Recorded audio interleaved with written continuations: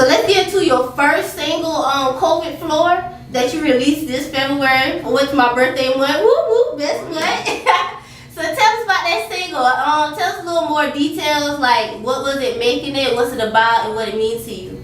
Okay, that's a good question. So COVID Floor is basically just a song about limerence, like that feeling of experiencing primal panic, and recognizing that that's not real love, recognizing that that's not a real thing, but that don't stop your ego and your nervous system, because the nervous system knows no difference between real and perceived threat. And when you're in an insecure place in your life, you can get attached to the validation that you receive from somebody, like maybe the value of that validation. Maybe that's somebody who's more attractive than you're used to interacting with. Maybe that's somebody who knows how to say all the right things. Maybe that's somebody who,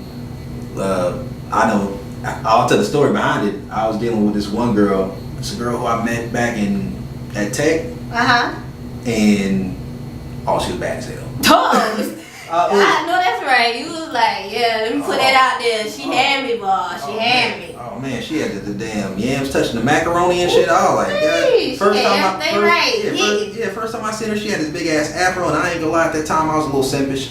So not the natural. Go ahead, girl. Yeah, so I was a little intimidated at first. Yeah, you didn't know how to approach. You like, hold on now. Yeah, but I also had a girl at the time when I wasn't a cheater.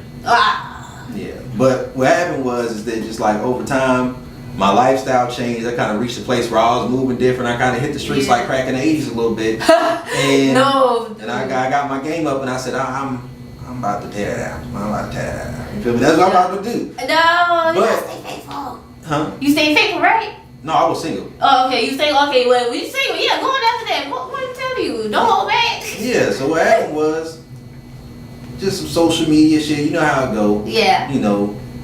That stuff. And then one day she hit me up out the blue. She wanted some dick. I'm like, all right, cool. I ain't mad at you. I mean, that's straight up what it was. Right. So she was like, I ain't gonna tell the whole story.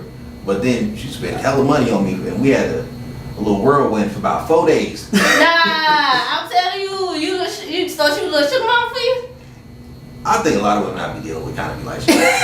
You can do it very like that? my motto. So you got like that? My motto was dick ain't free. Well, okay then. I thought it was just for the ladies. I thought the ladies was the ones trying to get, hustle out. I ain't no man got a little pimp style to it too.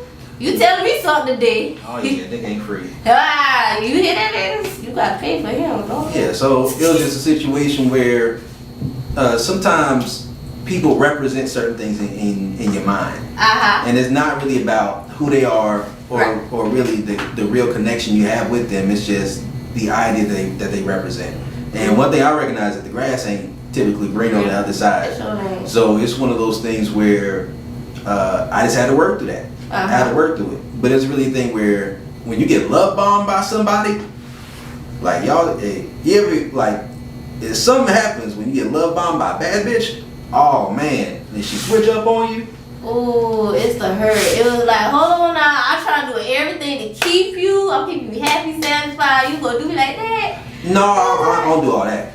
No.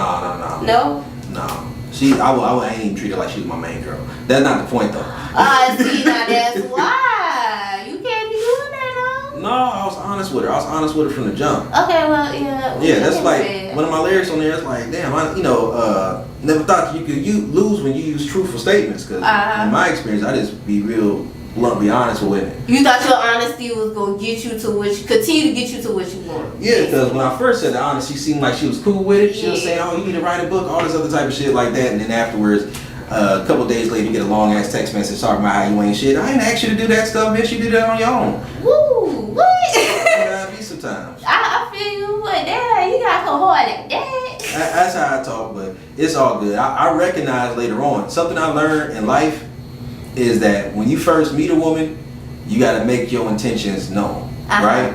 And when I say make your intentions known, if you take too much time to get to know a woman non-sexually, then she expects you to know if you want to be with her or not be with her by the time you beat. Understand that. If you don't know if you want to be with her or not be with her, if you spent too much time talking to her before you beat, then you got a very short window of time where you either she feel like you playing mind games or she playing mind games. That's where you get into that toxic scenario. Like, but if you start off just having sex from the beginning, and she cool people, and you cool people, and y'all build a genuine connection over time, y'all know how to manage your emotions, that's cool. But if she already wrapped up in her feelings and you ain't had enough time to really know if you like her like that, then sometimes it turns to a situation where even though you feel like you were being honest, the woman still feel like you playing with her feelings. And I had to learn that. Basically a situationship. Yeah.